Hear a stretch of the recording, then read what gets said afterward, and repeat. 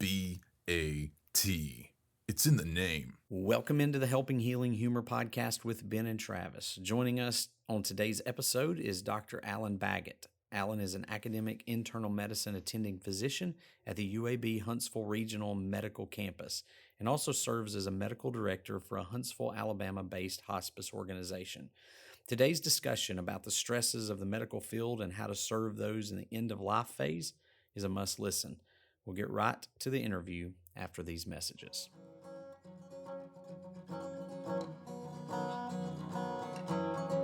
This episode of the Helping Healing Humor podcast is brought to you in partnership with ministryleague.com. We would love for more people to discover this show, so please rate and review us on iTunes or your podcast provider. Feel free to share on your social media and subscribe at benandtravis.com for the free ebook, 28 Days of Focused Living. I'm Travis Creasy. That's All-Pro Counselor Ben Hayes. Trying not to make sudden movements. That's Will Mahan. What's up, fellas? And as promised, we have Dr. Alan Baggett with us. Hey guys, how are you? Man, we're great. We're happy to have you. I'm always excited when people who have seen me at my absolute worst still decide to have something to do with me. Dr. Alan Baggett, it's great to have you on. And we met in probably odd circumstances. I was a patient at Huntsville Hospital. You found, I guess, through social media that I was in Huntsville Hospital. That's right. And decided you'd come by and see me. And man, I appreciate it because you brought me all kinds of good stuff. Thanks, brother. Hey, it was just an opportunity, and I'm glad I jumped on it. So it was really good to get to know you, and I mean through that, get to know Ben and Will, and I mean I've known Ben for a while, but to get to know you guys has been awesome. Even more representative of your patience and love and grace and mercy that you're reflecting in this very interview of the image of Jesus in loving us. Don't write me off yet, and giving us some of your precious time to be with us. Glad to be here. Yeah, absolutely. Yeah, we're glad to have you with us. And I've got the Friday Refresh question of the day. You can check out Friday Refresh every other Friday at benandtravis.com.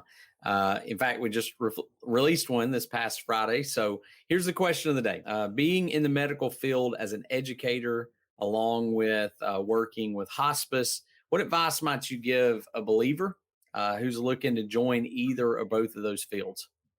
Well, that's a deep question there, Ben. I may have to split it up. So education is, it's such an awesome opportunity to get to take somebody that is just getting started in a field and wants to really grow and develop.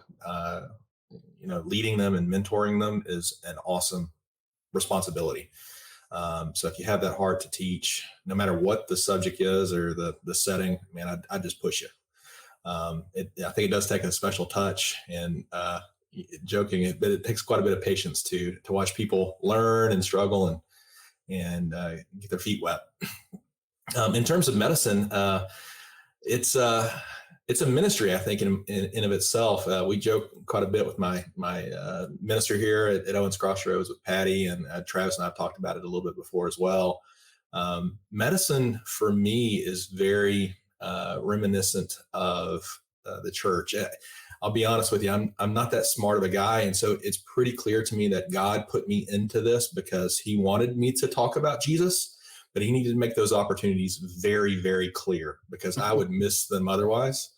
And so, the hospital setting is a great opportunity to do that. And so I think probably the more common question that I get, or the most common comment around this subject that I get is, man, it's a great thing that you're a scientist and you're a doctor and you're a Christian. That's so rare. And I don't really view it that way. I think God created this marvelous universe, created all these tidbits and scientific features and mathematics, all the stuff that's just going on in the background that make things work. And he put them all there for us to discover. And as we discover them, we reveal, God's glory. And that's sort of how I view science and medicine the practice. You were saying something earlier about kind of the years that they spend in it, and it being very reminiscent to the years that Jesus' disciples sort of followed him in ministry. Not to say that, anything about a doctor necessarily, but he was a great physician. You're a physician, so is there some connections in there? Yeah. Well, for internal medicine, so I'm an internal medicine physician. And after you finish medical school, you do a residency at, this period of time where you're doctor so-and-so, but you really don't have the experience and the clinical acumen to be able to take care of patients independently. So you become an observer and a follower of an attending physician or multiple attendings in a hospital setting, in the clinic. And that process is 3 years long. And I'd like to think I'm nowhere near Jesus's capacity, like not even comparable. But I like to think that in that 3 years' time, I can teach compassion or how to care for somebody. And certainly that is a component of what Jesus wanted to do and what he tried to share with his disciples over that 3 year period of time. Another little just side, since we're on that topic. So, the physician white coat, you've probably seen in pictures. It's the standard of professionalism for medicine. It's actually based upon a religious cloak that priest in a certain sect and a Christian sect and order several centuries ago once wore. There's some churches that wear black cloaks, but a specific sect wore a white cloak to resemble purity. And so physicians don't really know why, but they grabbed a hold of that concept of purity and cleanliness and, garnered it with a white coat. So a lot of religious ties. One of the things you mentioned, and my brother is in kind of the after your state, he deals in funeral home directing and an embalmer and all that. And what I've seen through his occupation is a lot of opportunities to minister to a lot of people.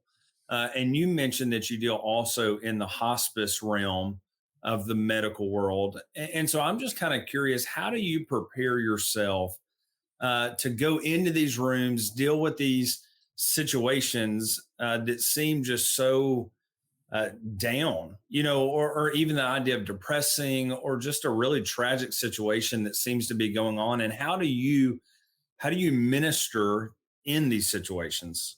The simple answer is just practice, just doing it over and over again. I can't say that there are not times where I suffer from compassion fatigue or compassion sort of burnout.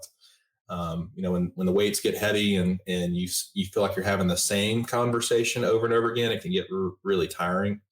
But hospice, I've always sort of viewed that through a different lens as well.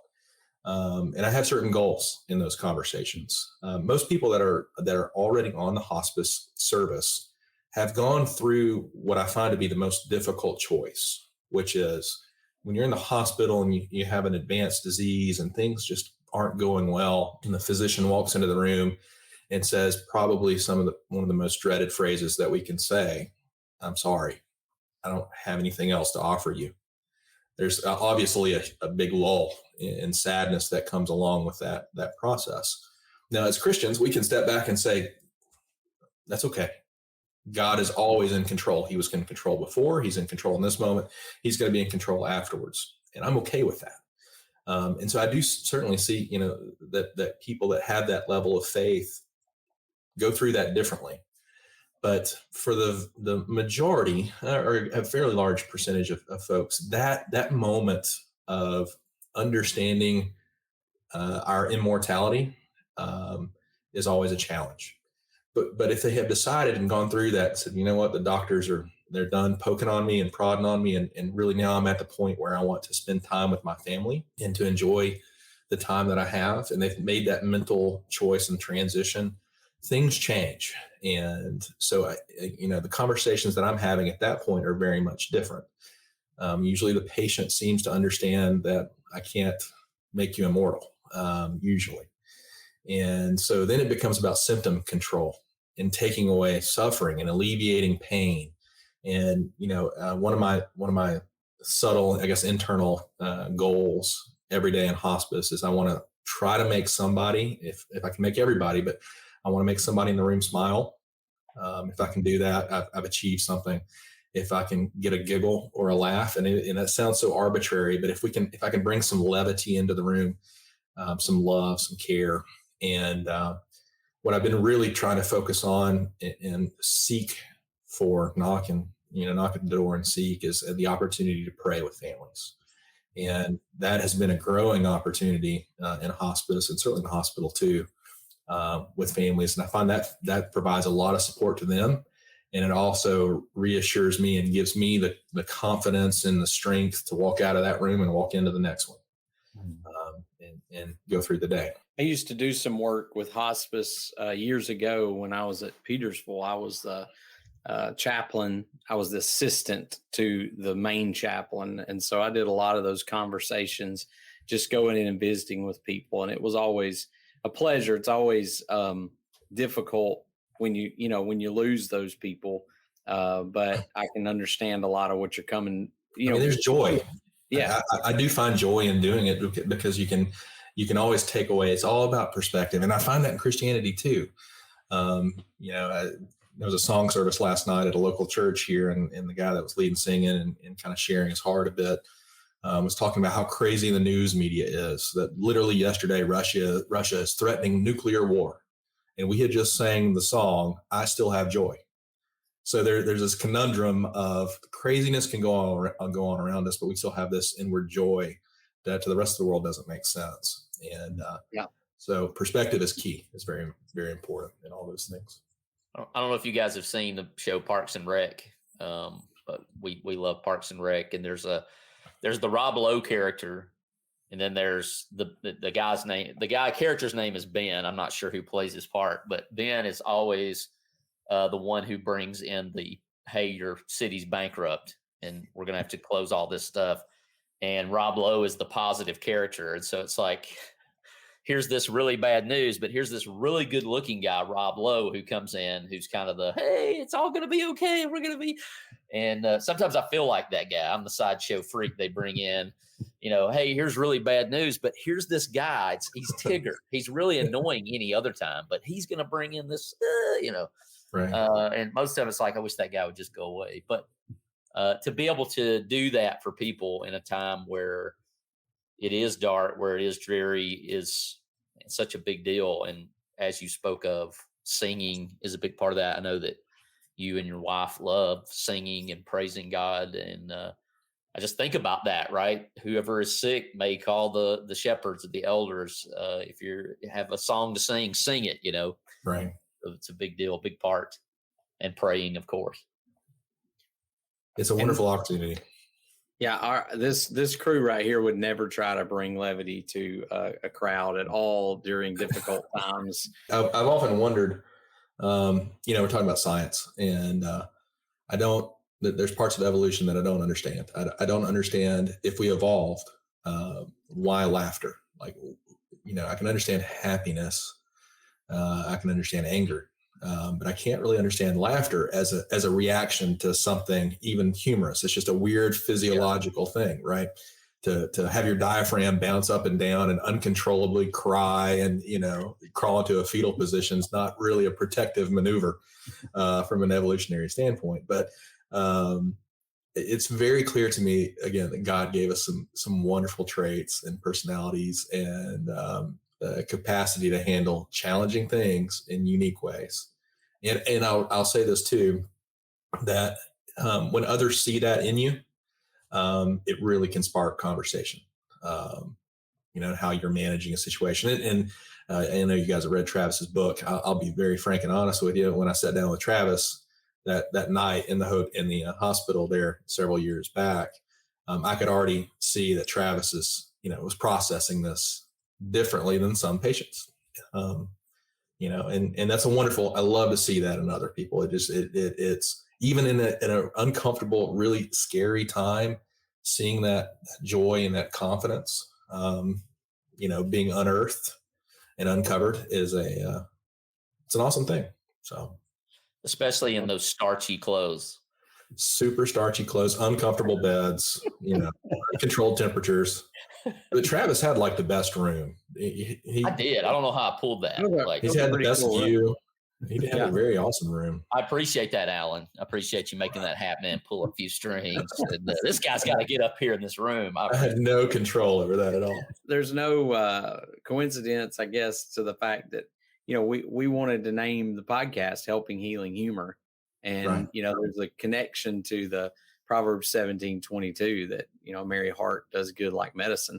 And a lot of people go, oh, we just thought it was a humorous podcast, and there's probably less humor sometimes in it than there is serious stuff, but we want to bring some of that into it and let people know that even in difficult times, it is okay to laugh, and it's okay to remember, good times, laugh about good times, talk about good times too. So we also have a kind of a soft spot in our heart for, and I'm sure you do too, for kids. And, as we think about childhood cancer awareness month, for all of us, what are some things that you do to cope with, I guess, that kind of suffering that I'm sure you see, but also, you mentioned compassion fatigue a while ago as well. How do you manage that? I've walked the halls of St. Jude because my son has been there. We've run through, all three of us have run through the campus of St. Jude, and it doesn't take long being there. It's a wonderful place, but man, it's tough sometimes to walk those halls and see those kids going through that. So give us some insight into what you doctors face when you see those things.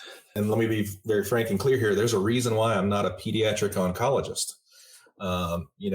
There are physicians that have bigger hearts than I can understand. You having the opportunity to go through St. Jude and walk the hallways says something about you. And let me just run with this. There are other people that would struggle to walk through that door, or would struggle to even consider like being there, right? And so there's a bit of a fear over interacting with those kids or interacting with those families, understandably so, because I don't understand. Nobody ever taught me how to deal with this, how to manage these scenarios.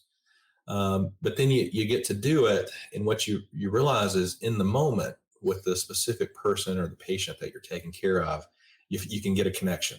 You can find something, and it's the same thing. Have a little joke and some humor, play, absorb those moments, and have a good time with it. Now, having conversations with those families and that group of people is a challenge. And as a physician, we train people, not in a spiritual context, trained physicians and residents how to manage those conversations. And a lot of it is probably very poor psychological coping. It is, you handle that conversation in the room. You sit down, you have the conversation, you make sure all the questions are answered. You give the family and the patient some time to respond and interact with you. And when everything's handled, you walk out of the room, you take a moment, take a deep breath, and you bottle all that stuff up and you play like it doesn't exist, and you go in and see the next patient. Yeah. And that's sort of how we've been training folks for a very, very long period of time, and it doesn't work. The reality is we all have bottles, and we all have capacity to do that for a period of time. But at some point, those bottles fill up, and we, become angry and upset, and just, I don't want to go to work today. I can't do this. And I think that's part of the compassion fatigue. So that phrase, the compassion fatigue thing, has really become a popular. I'm not sure if that's the case in ministry. It's got to be, I would imagine, but in medicine over the past, counseling for sure, yeah. It's really in the past 3 to 5 years become something that we're talking about more. We're training our residents to be aware of. And it's really, I think this is where the spiritual thing does start to apply. It's taking an account of yourself. Where's my heart at right now? What am I about to do? What's going on in my head? Do I need to reorganize some of those emotions a bit? Am I having a rough day already, before I have this conversation? And sort of organizing and compartmentalizing some of those things. I'll tell you, prayer is huge. And I have struggled with prayer at many points in my life. And even today, being very frank and honest, I would love for my prayer life to be stronger. But I find on my drive in the morning, if I'll take that 15, 20 minutes to get a point of meditation and thought, and, prepare myself for walking into the hospital and the conversations that I may need to have that day, and the patients that are really frustrated and drive me crazy, and those that are super sweet but have something going on that's concerning. And just to process that, ask for blessings and guidance and discernment and wisdom and patience and gifts of the Holy Spirit in these interactions. And I find that to be very, very useful.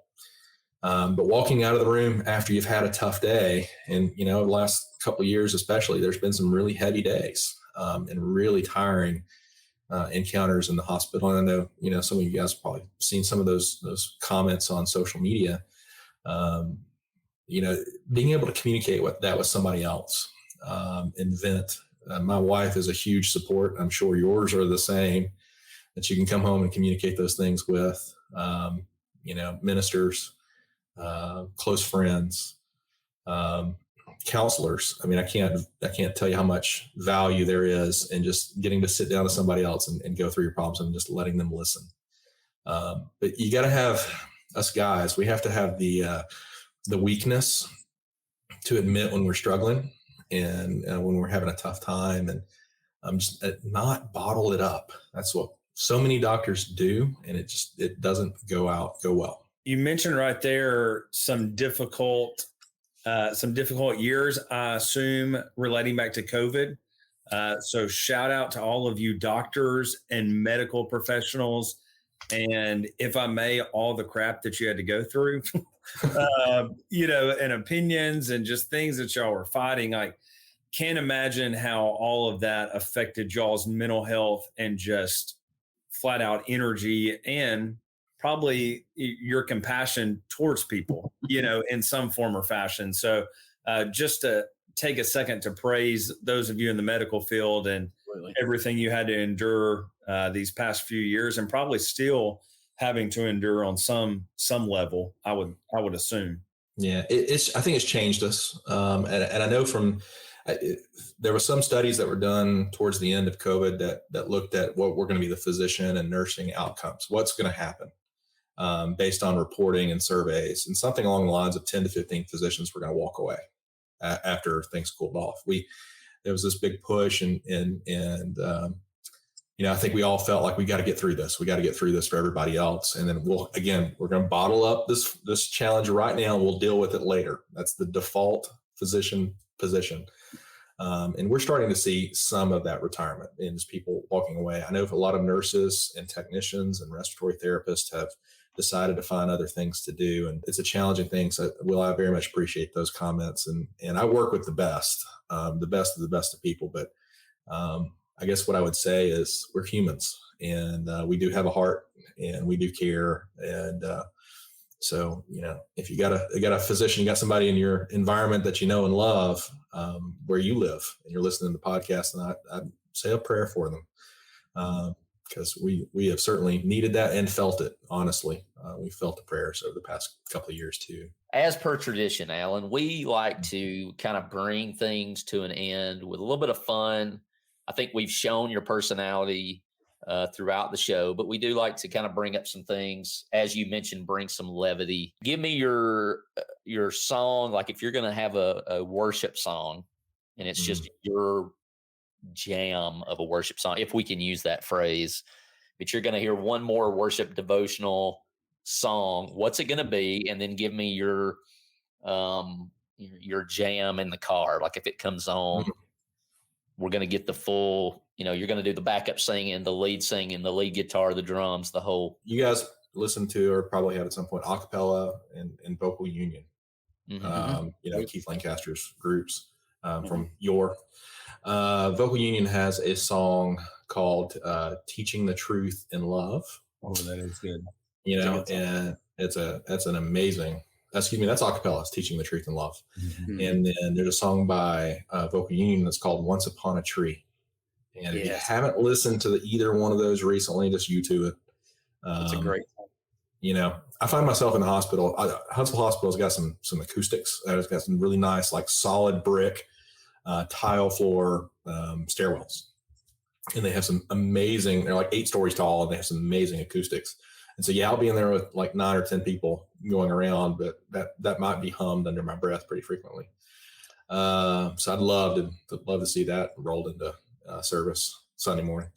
And then probably not appropriate for Sunday morning service would be AC/DC Back in Black. I think would probably be the rocking out drum set, air guitar. You know, there's a progressive church out there somewhere who is jamming to AC/DC, right? Yeah, it could be done. It would be a little strong, I think, for most of our fellowship. But yeah, that's a hands off the steering wheel. Probably going to have a car accident if not too careful there. We certainly appreciate you being so patient with us and sharing with us your time. We know that as we get older, we've come to the conclusion that that's very precious, and so we thank you once again for your example to all the people you serve every single day, and your willingness to join us on this podcast. Don't forget to share it, subscribe to the podcast, and we hope to see you soon.